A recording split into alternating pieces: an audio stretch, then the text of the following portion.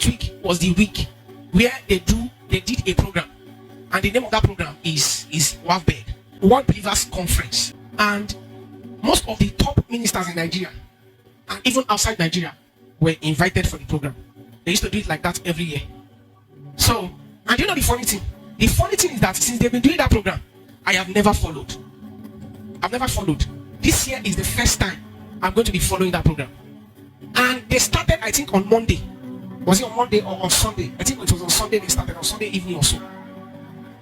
Out of all the preachers that preached, there were plenty.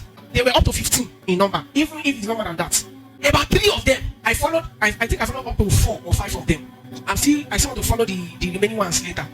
But the first one I was going to follow, it was Reverend Dr. David OGBUELI that was teaching. He's somebody I respect so much. In fact, he's one of my mentors. I followed him for a long time. And as he was teaching, I was almost crying. Why? Because it was as if he was here last Sunday and he was listening to my preaching. He now wrote everything down and carried it to go and preach it in the conference. I'm very, very serious. Like very, very serious. And when he was teaching, there were some places that he even quoted me word for word. And I was like, what's the meaning of this? And he was not the only person.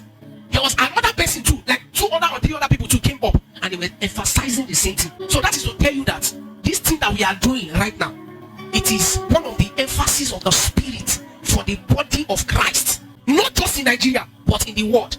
So this is me now, bringing your own portion to you. Your own portion of the agenda of God for the globe. I'm delivering your own portion to you.